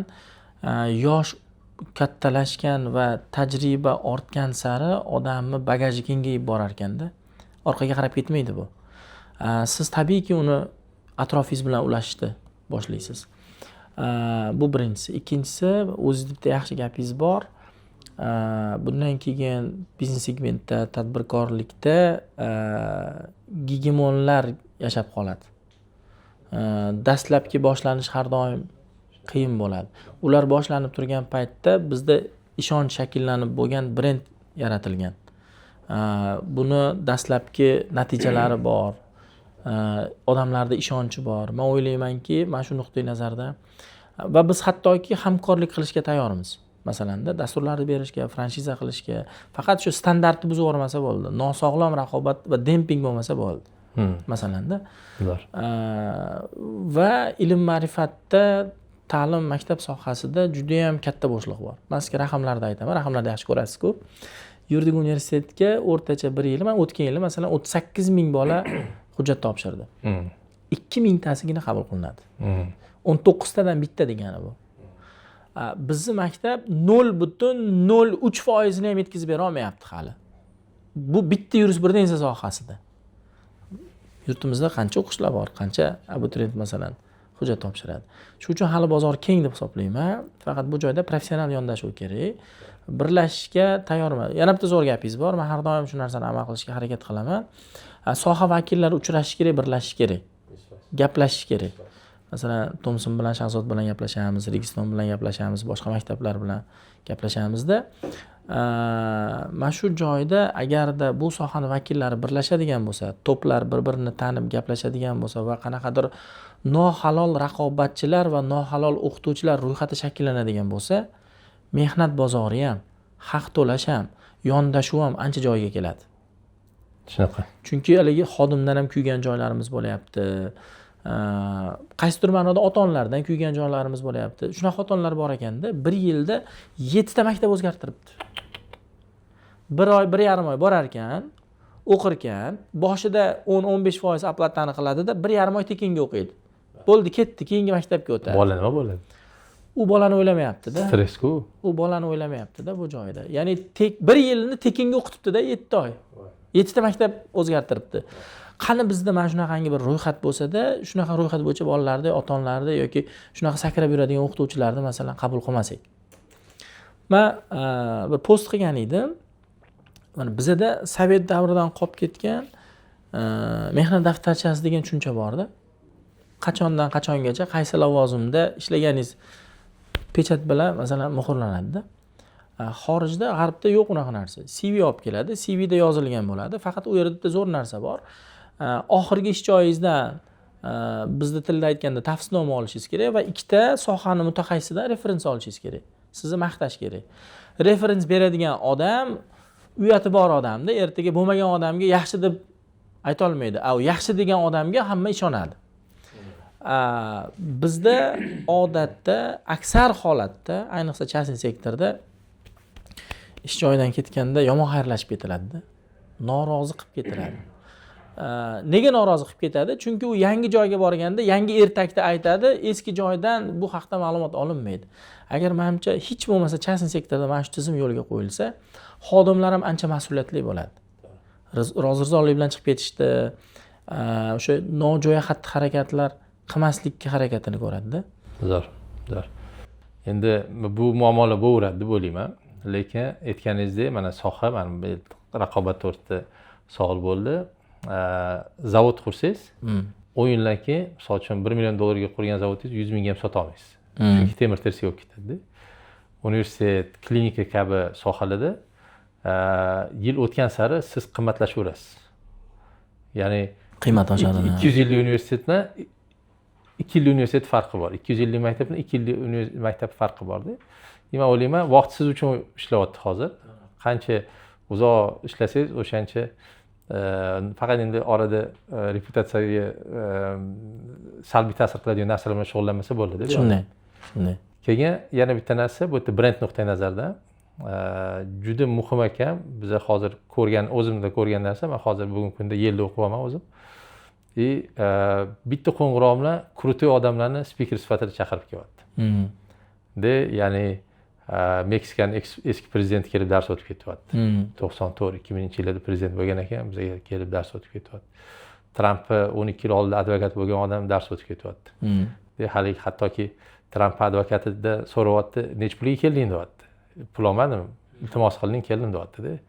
Ya'ni maktabning darajasida, ya'ni bitta qo'ng'iroq bilan dunyoning eng krutoy bolalarni olib kelyapti-da. Ya'ni sizda ham men o'ylayman, mana nufuzli maktab bilan oddiy o'rtacha maktab farqi ham shu bo'lsa kerak, shu jumladan, ya'ni sizga o'sha siz aytganingiz sohangizda senatorlar bormi? Shunday. Shu deputatlar bormi? Oliy majlisda ishlaydigan qanaqadir hokimiyat vakillari bormi? Oliy sud vakillari bormi? Qanaqadir networking orqali bu kelib bolalar yoshligidan ushlab ko'rish kerak-da. Bu ham tirik odam, bu ham bizga o'xshagan ikkita oyog'i, ikkita qo'li bor ekan, lekin shunaqa zo'r inson bo'lib ketibdi degan narsani yoshlikdan shakllantirsa, bu ham bir qanaqadir obro'ga menimcha yaxshi ta'sir qilar ekan. To'ppa-to'g'ri. Mana boya gaplashdik-ku, masalan, bu kabi maktablar ko'payib ketsa, raqobatchilar ko'paysa qanaqa bo'ladi? Har bir sohada bo'lgani kabi yurisprudensiya sohasida ham o'sha jamoatchilik va uni jamoatchilik fikrini shakllantiradigan qatlam borda. O'zi yurisprudensiya sohasini vakillar unaqa ko'p emas. Biz yuristlar shunchalar bir-birimizni yaqin taniymizda. Kimdir ustoz, kimdir shogird. Bo'lib ham ta'lim sohasida bo'lganingizda-chi, o'sha hozirgi hukumatda o'tirgan, apparatda o'tirgan, xulmas qiluvchi organlarda o'tirganlar hammasi bilan yuz ko'rishgansizda. Qaysidir shogird bo'lgan, qaysidir masalan kursdoshingiz va hokazo. Endi ta'lim sohasida manfaat bo'lmagandan keyin, g'araz bir boshqa bir anaqa bo'lmagandan keyin har bir o'sha organ o'ziga yaxshi kadr kelishini xohlaydi, manfaatdor bundan. Shunaqa. Tafakkuri yaxshi bo'lgan, qadriyatlari yaxshi bo'lgan, masalan, halol, vijdonli bo'lgan kadr kelishini xohlaydi va bu yo'lda hissa qo'shishini ham xohlaydi. Bu faqat brendni tanitish yoki bir qanaqadir haligi marketing yoki ochko olib berish nuqtai nazaridan emas, o'zim shuni bir chekkasida beray deb keladi. Biz bunaqangi uchrashuvlarni rosa ko'p qilamiz. Endi nomlarini aytmaylik. Qancha deputatlarimiz keladi, sobiq deputatlarimiz keladi, masalan, organ xodimlari vakillari. Bu birinchisi. Ikkinchisi, odatda shifokorni o'zini bolalarini shifokor qilgisi keladi-da. Yuristlarda ham ko'proq. Yuristlarda, shu siyosatchilarda bolalari ko'proq shu sohaga qiziqishadi va bizning ota-onalarimiz ham shunaqa ota-onalar. Zo'r. Aksariyati.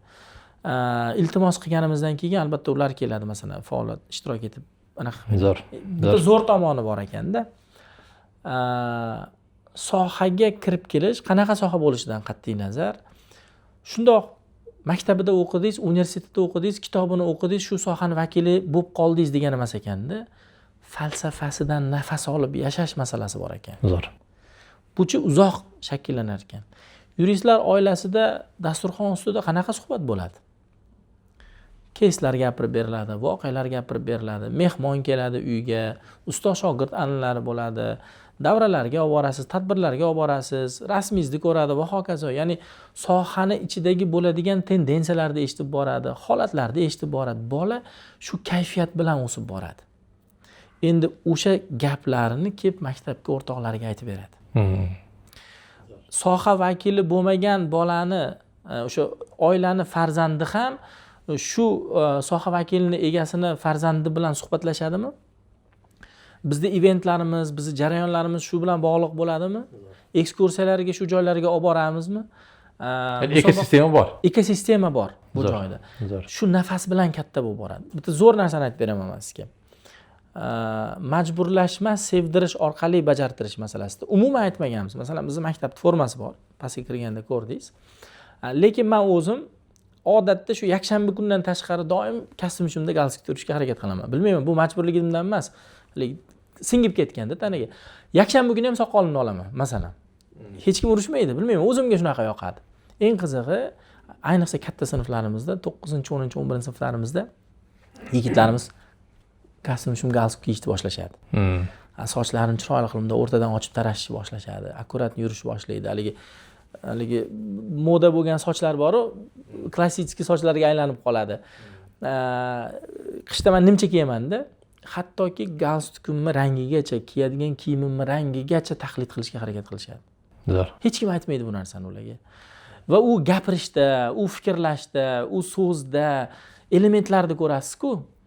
Ko'rsatish orqali o'rgatayotganligingizdan odam xursand bo'ladi-da. Bu men o'ylaymanki, mana shu nafasni singishi. Zo'r.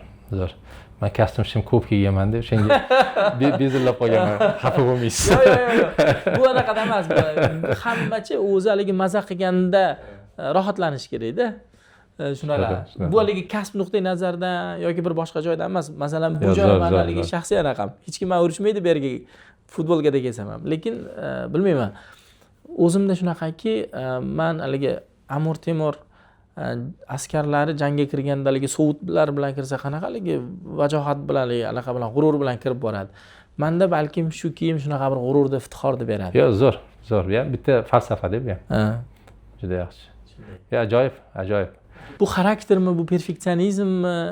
Masalan, mana kichik elementda qabul qila olmadim, masalan, oldingi kelgan anaqani qabul qila olmadim. Ya'ni o'sha joyidagidek, o'sha risoladagidek bo'lmasa, mana ko'nib ketavermaymiz-da. Perfeksionizm. Lekin bu ham kasal. Ortiqchasi kasal. Psixoterapevtlar bilan ishlayapman-da hozir. Balkim shu bo'lmaganda ham bunaqa yondashuvdagi balkim produkt bo'lmasligi mumkin edi. Balkim. Haddan ortiqchasi kasal. To'g'ri. Endi kim o'lchaydi? Haddan ortiqchami yo'q? Yo'q, menimcha bu o'zim eng zo'r o'lchovchi o'zimiz. Shunaqa. Bitta ko'ringchi, bu bizdagi ana own retsept. Deb turib yaqinlashgan.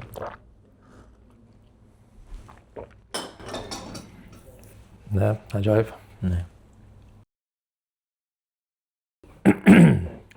Zo'r narsa qilibsizlar, aslida yoqdi menga. Yondashuv zo'r, ijrosi yaxshi bo'lsa bo'ldi. Chunki baribir g'oya bitta, ijro boshqa. Lekin g'oya yaxshi. Buni qanaqa qilyapmiz? Biz o'lchanadigan ta'lim deymizda. Alisher aka ba'zi bir xizmatlar natijalarini, deylik, masalan, tikuvchining xizmatining natijasini kiyim tikib bo'lgandan keyin ko'rasiz. Quruvchiniki 1 yildir, 2 yildir uy qurib bo'lganda ko'rinadi. Ta'limnikini o'lchash biroz qiyin. Lekin short termda o'lchaydigan narsalar bor. To'g'ri. Biz mana shu narsaga urg'u berganmiz. Biz bolani tadbirkor tili bilan aytganda priyon передаcha qilib olamiz. Ya'ni testdan o'tkazib olamiz. O'zimizni sohaga yaqin bo'lgan, IQ va tilga oid bo'lgan testdan o'tkazib olamiz va bizda har oy blok test o'tkaziladi. Shu bizni yoshligimizdagi 1-avgust qanaqa bo'lardi? Har oyda yakunidagi oxirgi 3 kuni mana shunaqa bo'ladi. Blok test o'tkaziladi va har oy bolani o'zlashtirish dinamikasini o'lchab boramiz. U appda ota-onada ham, bizda ham bo'ladi. Va 95 dan 100 gacha bo'lgan ball kiritgan bola 100% grant qo'lga kiritadi. Keyingi oy bepul o'qiydi. 90 dan 95 gacha bo'lgani 50% grant, buning ichidan bir qismi stipendiya oladi.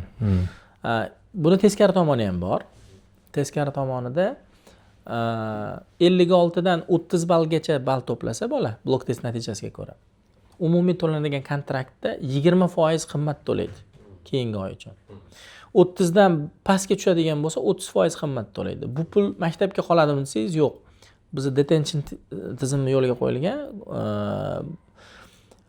Bu pulga qo'shimcha support teacher qo'shimcha soatlarda ishlaydi. Deylik, masalan, har kun 8:30 dan 5:30 gacha maktabda bo'lish kerak bo'lsa, o'sha detention olgan bola 5:30 da emas, 6:30 da ketadi. Ya'ni qo'shimcha shug'ullanasiz. Qo'shimcha shug'ullanadi. Kerak bo'ladigan bo'lsa, shanba, yakshanba kun ham chiqadi. Bayram kunlarida ham chiqadi. Ya'ni rag'batlantirish mexanizmi ham va jazolash mexanizmi ham bor. Yana bitta zo'r narsa qildik. Maktabda odob axloq kodeksini qabul qildik. Bu kodeksda bola sodir qilishi mumkin bo'lgan huquqbuzarliklar bor. Deylik, darsga kech qolish, forma kiymaslik, bulling, o'qituvchiga hurmatsizlik qilish va hokazo. Va bularda jazolari bor. Jazolarni ichida bitta jazo turi bu majburiy mehnatga ishlariga jalb qilish. Bu lokal hujjatlar bilan tasdiqlanadi, ota-onaning roziligi asosida kontraktda bu ko'rsatilgan. Nima qilamiz deydigan bo'lsangiz, jinsiga, yoshiga qarab turib, bola deylik farroshga biriktirib qo'yiladi 40 minut. Oshxonaga masalan oshpazga biriktiriladi, posudamoykaga biriktiriladi. Va detention kart to'ldiriladi. Xuddaligi gay protokol to'ldirardik-ku, mana shunaqangi detention kart to'ldiriladi. Va o'sha ijroni qabul qilgan odam imzo qo'ymasa, bo'ldi deb hisoblanmaydi va bola axirana tashqariga ko'chaga chiqarib olinmaydi. Bu joyda asosiy ko'zlangan maqsad nima? Biz har doim aytamizda, jinoyatchi hech qachon birinchi marotaba jinoyat sodir qilmaydi. U oldin mayda bezori bo'lib ko'rgan. So'kib ko'rgan, qanaqadir bir bezorlik qilib ko'rgan va atrof jamiyat tomonidan bunga murosasizlik bo'lmagan. Har qanday qilmishiga nisbatan jazo muqarrarligini u ko'rmagan, tatib ko'rmagan. Bu yopilib ketadi, hech kim bilmaydi va hokazo.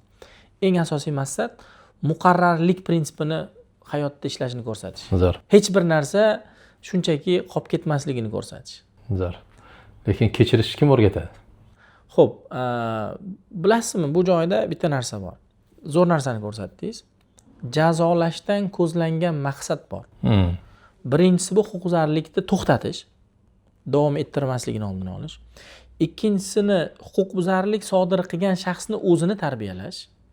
Uchinchisi buni ko'rib turgan boshqalarni huquqbuzarlik sodir qilmaslik ruhida tarbiyalash. Mana shu 3 ta maqsadi bor. Bu bitta bolaga nisbatan ishlamaydi-da, huquqbuzarga nisbatan ishlamaydi. Buni ko'rib turgan jamiyatga nisbatan ham ishlaydi. Zo'r. Ya'ni bitta qaror bitta bolaga nisbatan emas, balkim tarbiyat nuqtai nazaridan ham ishlatiladi. Nisbatan ishlash kerak. Lekin shu kechirimlik masalasida, ya'ni men hozir eshitayotgan narsam ko'proq jazo degan tuyulyapti-da hozir. Yo'q. Ya'ni mana bu televizorda ko'ramiz. Endi men professional emasman, ya'ni oddiy inson sifatida aytaman. Televizorda ko'ramiz, qaysidir Amerikaning bir mashhur sudyasi bo'lardi. Ko'p ko'rsatardi. Ko'p joyda mayli deb ko'z yumardi, kechirib yuborardi. Mayli sen $200 shtraf o'rniga sen $20 bera qolaman bo'pti derdi. Ya'ni qanaqadir bilmayman, o'sha kechirimli deyiladimi, mehribonlik deyiladimi? Bu narsani kim o'rgatadi? Kerakmi o'zi? Balki men oddiy inson sifatida bu narsa kerak deb o'ylayman, lekin bir ayrim katta akalar bilan suhbatlashganda, "Yo'q, Alisher aka, bu narsa bo'lmasa jamiyat ushlab turish qiyin" degan fikrlarni eshitganmiz-da. Endi men mutaxassis bo'lmaganimga mutaxassisga savol, qanchalik bu narsa kerak emas? Zo'r. Sal chuqurroq kiramizda, oldinroqdan tushuntirishga harakat qilaman maydalab. Huquq ustuvorligi va qonun ustuvorligi degan tushuncha bor. Huquq ustuvorligi degani bu to'g'rimi, noto'g'rimi, qonunda yozilgan narsa qo'llanishi kerak. Deylik, bir oilani svetdan garzdan qarzi bor. Juda qishloqda juda nochor yashaydi. bor yo'g'i bitta sigiri bor. Shu boquvchi oilani ta'minoti shu. Agar MIB kelsada, men shu sigirni men xatlab olib ketishim kerak deydigan bo'lsa, u o'zicha qonun ustuvorligini ta'minladi. Ya'ni qonunda yozilgan normani bajardi. Lekin bu hozir huquq ustuvorligini ta'minladimi? Adolat qaror topdimi desangiz yo'q. Adolat qaror topmadi. Shu uchun ham har doim ham qonun ustuvorligi emas, huquq ustuvorligiga erishish kerak. Bizga shunaqa o'rgatiladi. Endi hozir sizni savolingizga keladigan bo'lsam, siz ko'rganda o'zingiz aytgandek anglo-sakson huquq tizimini prezidentini ko'rdingiz. Bizning Ravana German huquq tizimida shu uchun ham har bir huquqbuzarlik uchun bir necha jazo turlari bor. Ko'rgansiz o'zingiz. Palonchidan palonchigacha jarima, palonchigacha ozodlikdan mahrum qilish, palonchigacha axloq tuzatish ishlari bor. Endi har bitta jazoni ham dangachasi bor. Masalan, 2 yildan 5 yilgacha. Kimgadir 10 gram dori ta'sir qiladi, kimgadir 50 gram dori ta'sir qiladi. Shu uchun ham bizning yuristlarda, sudyalarda sudya qonunga va ichki ishonchiga ko'ra qaror qabul qiladi deyiladi. Bu qonunda bor. Sudya ichki ishonchiga ko'ra qaror qabul qiladi. Sudyada shunaqa vakolati bor. Jinoyat kodeksida jinoyat sodir qilgan shaxsga nisbatan 55-56-modda yengillashtiruvchi va og'irlashtiruvchi holatlar bor va 57-modda bor yengilidan ham yengil jazo tayinlash masalasi bor. Ya'ni qonunda nazarda tutilgandan ham yengilni tayinlashi mumkin. Boyaga aytgan gapimizda ko'p biz mana shu narsaga duch kelamizda. Qonunlarimizcha juda chiroyli aka, hamma narsa bor. Lekin ishlatishida muammo bor, qo'llanishida muammo bor. Mana shu qarab turibdi, unga nisbatan yengildan ham yengil tayinlash kerak. Juda minimalni yengil jazo tayinlash kerak. Agar shunaqa tayinlanadigan bo'lsa, yuqori turuvchi bir narsasi bor buncha deydi. Bekorga yengil tayinlamagan deydi. Yomon gumon. Yomon gumonda bo'ladi-da. Undan qo'rqib qolganmi? 1-2 marotaba shunaqa qaror bekor bo'lganmi? Qonunda belgilangandek ko'ravering, tinch quloqim, och quloqim. Endi tizim masalasida. Yurak yutib buni ko'rsata olish, isbotlab berish masalasi bor-da. Lekin aslida qonunda bor bunaqa narsa. Zo'r. Endi savolda, mana hozir siz adolat degan so'z gap ishlatdingiz. Ya'ni misol uchun Amerika to'g'risida gaplashadigan bo'lsak-da, endi ana huquq nuqtai nazaridan rivojlangan davlatlardan bittasi. Bu adolat davlatimi yoki qonunchilik davlatimi desak, bu qonunchilik ustuvor bo'lgan davlat deb bilaman meni nazarimda. Ya'ni hattoki o'ta bitta shtat nuqtai nazaridan, mana hamma shtatda o'zining qonunchiligi bor. Bitta jinoyatchi bitta shtat chegarasidan ikkinchi shtatga qochayotgan bo'lsa, orqasidan politsiya qo'llayotgan bo'lsa, keyingi shtatga o'tib ketsa, politsiya ushlash haqqi yo'q. Shunday. Ya'ni adolat nuqtai nazaridan to'g'rimi, noto'g'ri, qonunchilik nuqtai nazaridan to'g'ri. Hattoki borib boshqa shtatdan ushlab olsa ham qo'yib yuborishga majbur, chunki noqonuniy ushlagan hisoblanadi. Ya'ni qayerda shu chegara, ya'ni qonunchilik bilan adolatning chegarasi qani? Huquq ustuvor, ya boya gapda huquq ustuvor bo'lish kerakmi? Adolat, qonun ustuvor bo'lish kerakmi degan masalada huquqshunos sifatidagi meni fikrim baribir huquq ustuvor bo'lish kerak, ya'ni adolat nuqtai nazaridan bo'lish kerak. Endi u joyda shtatlar o'zi mundoq qarasak, Amerikani boshqa fuqarolar masalan bitta davlat deb biladi-da, lekin aslida territoriya nuqtai nazaridan ham, budjet nuqtai nazaridan ham har bitta shtat o'zi aslida bitta davlat. Shunaqa.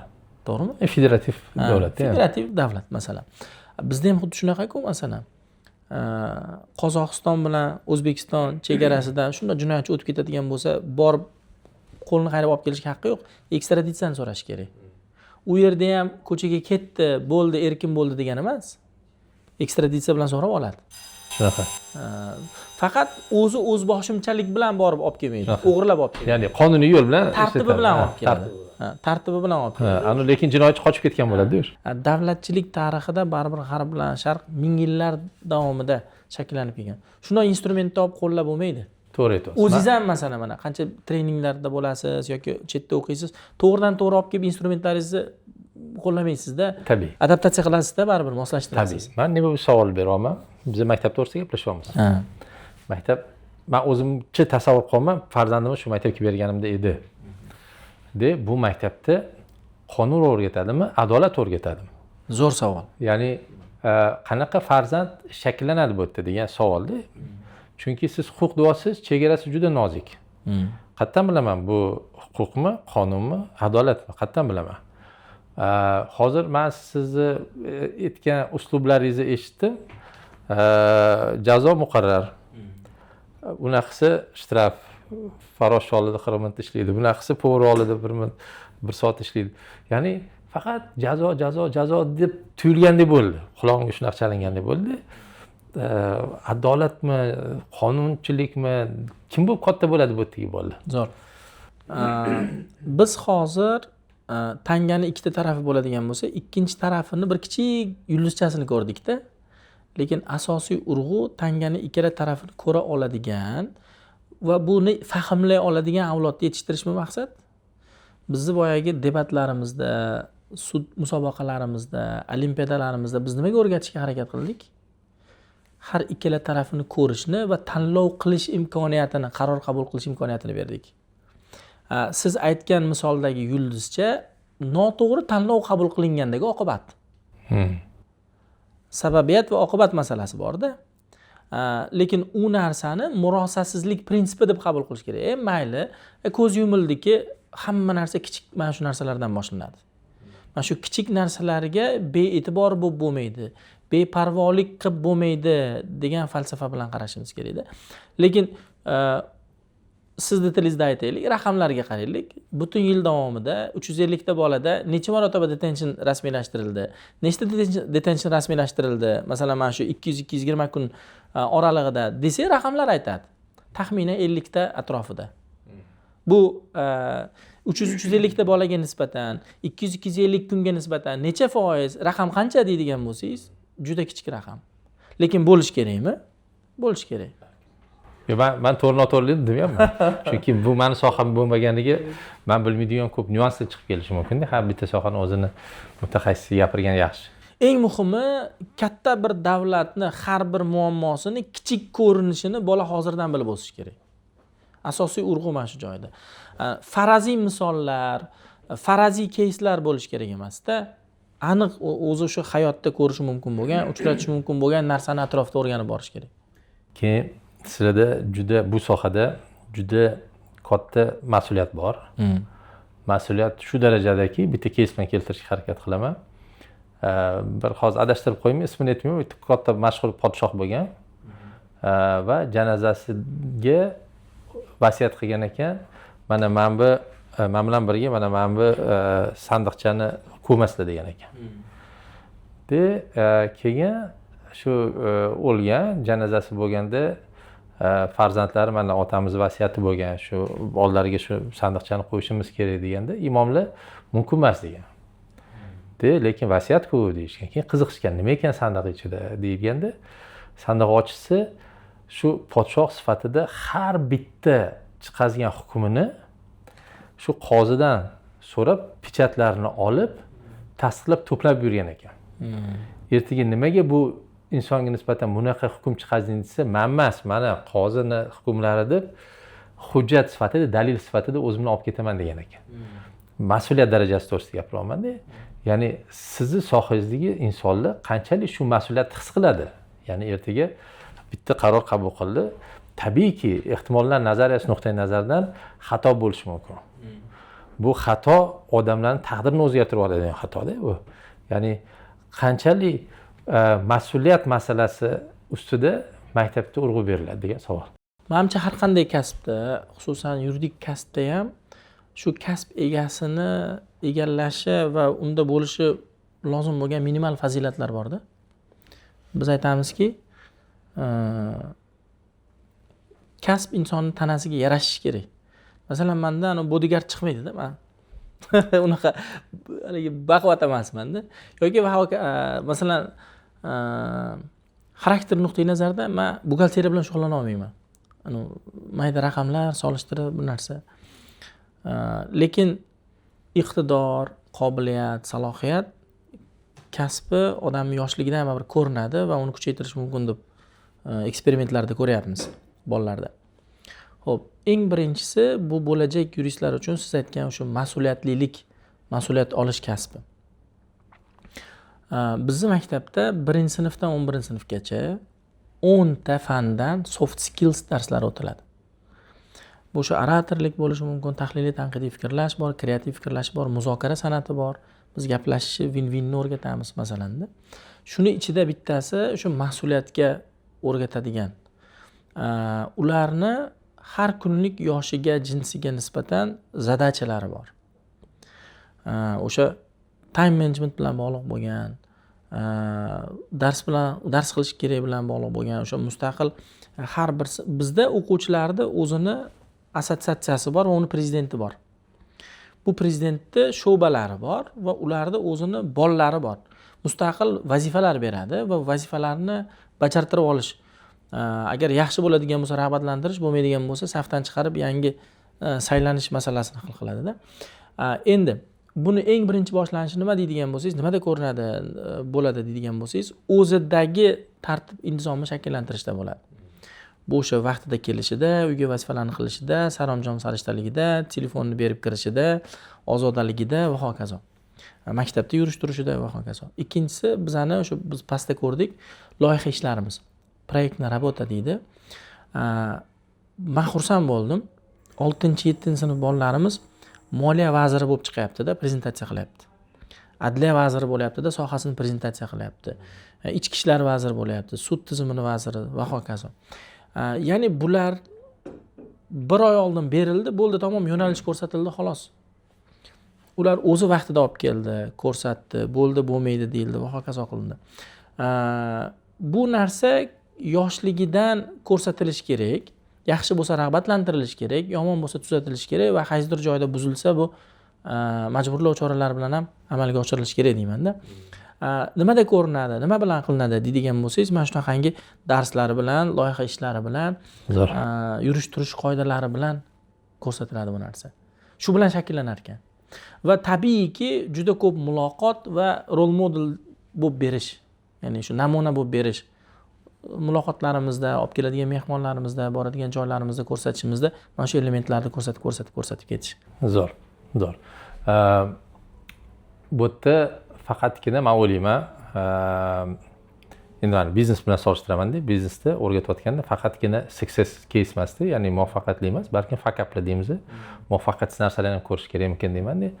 Ya'ni misol uchun bu tizimda, yurisprudensiyada noto'g'ri qarorlar nima oqibatlarga olib kelishi mumkin degan ko'p keyslarni ko'rish kerak ekan degan savol. Chunki kerak bo'lsa ekskursiya. Mana inson noto'g'ri hukm chiqarildi, misol uchun jazolandi. Misol uchun 5 yil berildi. Lekin keyin 2 yildan keyin bilib olmizki, bu noto'g'ri qaror qabul qilingan ekan. Qayerdadir falsifikatsiya ketgan, nimadir bo'lgan, dalillar va xullas nimadir sabab bo'lgan, noto'g'ri ketgan. Endi oilasini ko'raylik, nima bo'ldi? Mana oilasi palon narsalar bo'ldi, boquvchisiz qoldi, ertaga yaxshi maktabdan yomon maktabga bolalar o'tdi, keyin yomon maktabga o'tgandan keyin buzilib ketdi, taqdiri o'zgarib ketdi degan bolalar qarorini oqibatini ko'rish keyslarining ichida yurish kerak emasmikan degan prosta bizda 10-11 sinflarimizda bularni o'sha case law bor bizda ham qisman real public.sud.uz saytidan qarorlar olinadi-da. Shuni o'rgatish jarayonida backward design degan metod bor. Ya'ni jarayonni orqadan oldinga qarab yurib kelishi masalasi bor-da. U yerda asosan case'lar Oliy sudni kassatsiya instansiyasiniki olinadi. Nega u olinadi? Chunki dastlabki tergov, birinchi instansiya, apellyatsiya, kassatsiya Oliy sudga chiqqani, bekor bo'lgani hamma bosqichi ko'rinadi. Qaysi joyda xato bo'ldi? Birinchi instansiya sudi xato qildimi, apellyatsiya xato qildimi, yana o'zgardimi, yana dastlabki holatiga qaytarildimi? Mana shu case'larni muhokama qilish jarayonida ular ko'rib boradi. Birinchidan eng oxiridan pastga qarab ko'rib kelish, tushuncha hosil qilish imkoniyatiga ega bo'ladi. Ikkinchidan o'sha siz aytgandek oqibat masalalarini ko'rishadi va shunaqa holatlar, topshiriqlar bo'ladi. Bularga essay yozdiriladi. Mana shu essay yozdirilganda ular research qilish kerak, ko'rish kerak. Yaxshi bo'lganda nima bilan bo'lishi mumkin edi-yu, yomon bo'lganda qanaqa ssenariy bilan bo'ldi degan ma'noda ular essay yozdiriladi. Debatda ham bu yaxshi ochib beriladi. To'g'ri bo'lgan yoki noto'g'ri bo'lgan degan tarafma-taraf muhokama qilganda ham bu narsa yaxshi ochib beriladi. Lekin bu ko'nikmalar maktab yoshida biroz baribir hazm qilish qiyinroq. Odatda ertaroq. Bu dastlabki uchqunlarini bu yerda ko'rish mumkin, lekin haqiqiy oqibatlari baribir oliy ta'limda bo'ladi bu narsalar. Men endi mana shu tizimning ichida boshdan oxirigacha haligi bo'lganligim va ko'ra olganligim uchun mendagi tajriba shuni ko'rsatadiki, shu 3-4-kursda bu shakllanadi. Qayerda shakllanadi deydigan bo'lsangiz, o'sha sudlarda, organda borib praktika o'taganda shakllanadi. O'sha живой sudda qatnashadi, oqlov hukmlari chiqadi, reabilitatsiya bo'ladi, jinoyatchilar tugatiladi. Ana uni ko'zi bilan ko'rgandan keyin pastdagi xatolarni ko'radi-da. Zo'r. Ajoyib. Endi men o'zimni kichkina xulosamni qilsam,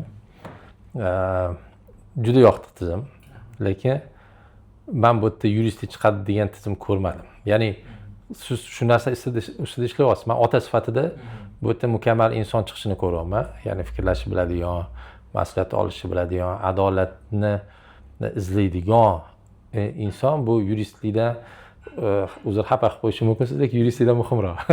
Yo'q, bu xafa qiladigan emas. Bizning maqsadimiz ham shu. Bizni maktab falsafasida we teach, we learn, we inspire. Ya'ni biz o'qitamiz, biz tarbiyalaymiz, biz ilhomlantiramiz. Bu maktabning ideal bitiruvchisi kim deydigan bo'lsangiz, biz prezentatsiyamizda ham bor. Kamida 4 ta tilni biladigan, tahliliy, tanqidiy fikrlaydigan, o'z mustaqil fikriga ega bo'lgan muvaffaqiyatli inson. Yurist degan joyi yo'q. Lekin bu ko'nikma boshqa kasblardan ko'ra yuristlarga eng keragi. Biz shuni o'rgatishimiz kerak hozir. Masalan, bizning bolalarimiz diplomatiyaga kiryapti, bizning bolalarimiz chet el universitetlariga kiryapti, bizning bolalarimiz masalan boshqa sohalarni tanlayapti, Westminsterga kiryapti. Bu yerdan chiqib yuridikaga borish kerak degani emas. Eng muhimi shu tafakkur bilan chiqsin. Hayotda o'zini o'rnini topishda mana shu instrumentlarni ishlatsin. Shunaqa. Lekin men boyagi maketlardan ko'rgan narsam, qoyil qoldim. Sirazu parlamentlargacha tayyorlashgan ekan. Men hozir farzandlarimga parlament nima degan so'zni bilishmasa kerak-da. Bitta zo'r narsani aytib beraman sizga. Mirobod filialida bo'lyapti aprel oyida. Yo'q, may oyida bo'lyapti. Aprel oyining natijasi ilinyapti. Blok testi natijasi ilinyapti. Bizda shunaqa tendensiya hamma kutib turadi. Olib boradim, o'rab oladi. Hali e'lon qilinadigan joyda 7-sinf bitta qiz zam direktoriga kelyapti-da. Ustoz, meni blok testim natijasi biroz pastroq chiqib qoldi. Shuni apellyatsiyaga bersam bo'ladimi deyapti. Voy, malades. Mana qarang, siz ushladingiz-da anaqani. Ba'zi bir ota-onalar buni bundoq o'tkazib yuboradi-da, birinchidan 7-sinf apellyatsiyani bilyapti, terminni ishlatyapti. Buni chiroyli tilda yetkazib bera olyapti. Men noroziman, bilmayman, noto'g'ri tekshirgansan deyishim mumkinmidi? Bola-ku. Va uchinchidan buni qayta ko'rib chiqib adolatni tiklay olishiga ishonyapti. Zo'r. Bu biz uchun ptichka-da bu, maktab uchun. Ikkinchi bitta keysni aytib beraman. Madina degan qizimiz bor, Mirobodda, islomiy oila. Dadalari menga telefon qilyapti. Qizim menga yo'q deyapti, yo'q deyishni o'rganibdi. Men o'yladimki, nima bu sud musobaqalarimiz bor, normalarni o'rgatamiz, qayerdadir haligi bola huquqlari konvensiyani o'rganib olib, diktaligi anaqa qilibdimikin, betga choparlik qilibdimikin. Dadajon, siz aytganingizni qila olmayman. Yo'q. Sababi men bu. Agar siz shuni xohlasangiz, mayli qilaman. deyapti-da. Bu uni argumentlarini eshitgan, uni fikrini eshitgandan keyin deyapti, men fikrimdan qaytdim deyapti. Yo'q deyishini qabul qildim, rahmat sizga deyapti. Bu ikkinchi кейski biz fikrlashda argument berishni o'rgatibmiz. Bu juda ham muhimda, lekin yo'q deyish bilan yo'q deyish farqi bor-da. Mana shunaqangi bir kichik elementlar borki, maktab o'zini missiyasini bajaryapti. Ota-ona oldida, jamiyat oldida, vatan oldida o'zini anaqasini qilyapti deb xursand bo'lamiz-da. Bu qiladigan ishlarimiz hali juda ham kam. Juda ko'p xatolarimiz bor, ustida ishlashimiz kerak bo'lgan jihatlarimiz bor. Men mukammal deb ayta olmayman. Lekin boshqalardan ko'ra harakat qilyapmizmi? Ha, natijalar buni aytayaptimi? Ha. Bitta zo'r narsani aytaman sizga. Nima deyiladi? RMPmi? Ana ota mijozni roziligi anaqasi NPS. Necha foiz bizda? 93.7%. Mashaalloh. Juda zo'r. Bilishimcha biznesda 60+ bu yaxshi hisoblanadi. 50+ zo'r hisoblanadi. 50+ zo'r hisoblanadimi? 93.7. Zo'r. Har semestr yakunida biz o'lchaymiz. Fikrni inobatga olamiz, takomillashtirishga harakat qilamiz. Mijozni bizdan roziligi va boshqalarga tavsiya qilish ko'rsatkichi 93.7%. Juda zo'r ko'rsatkich. Ajoyib. Mana bunaqa ko'rsatish просто endi muxlislarimiz nimaligini bilmasligi mumkin. Apple Store'da yangi iPhone chiqqanda sentyabr oyida eng zo'r NPS 72% bo'ladi. Просто ma'lumot uchun. Demak biz Wow, Apple'da endi yangi iPhone chiqqanda 72% bo'ladi. demak biz Apple'da o'tibmiz. Ancha 93 juda zo'r. Endi harakatdamiz, baribir yana qilishimiz kerak bo'lgan, takomillashtirish kerak bo'lgan ishlar bor. Lekin bu signalda, bu raqamlarda o'z yaxshi gapingiz bor ekanligi, o'lchab bo'lmagan narsani boshqarib bo'lmaydi. Zo'r, ajoyib. Endi baribir hammani birdek rozi qilib bo'lmas ekan. Hammaga birdek yoqmoqchi bo'lsang, tekin muzqaymoq tarqat deydi. O'shanda ham kimdir so'raydi, nega bananivey muzqaymoq klubnikali emas deb. Shunaqa.